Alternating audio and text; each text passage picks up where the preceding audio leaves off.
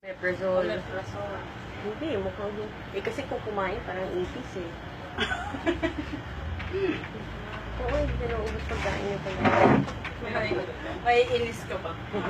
Hindi niya naubos yung food niya. Nasasayangan ako eh. Yung baon niya. Tapos sabi ko kay Dok, kita, anong result doon? Hindi naman nakakatakot. Yun ang sukoy. Oo, yun nga, exactly. Hindi naman mag-explain yun ng nararamdaman niya. Kaya nga ako nasa trial na baka sakali kung yung related nga sa yun.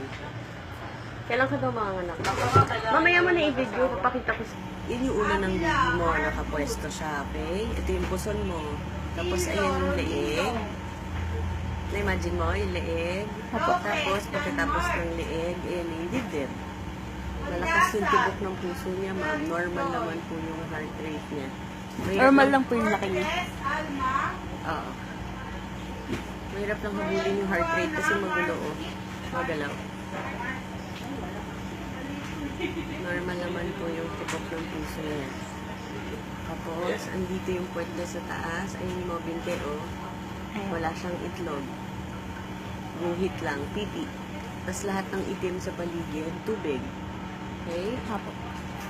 Yun ang baby mo. Okay? Yan. Na-imagine mo. Dito siya sumisipa-sipa sa taas. Apo, sir. Okay? Lahat yan tubig. Ayun yung puso, wala naman sa leeg. Kita mo? Apo. Okay? Base sa ultrasound,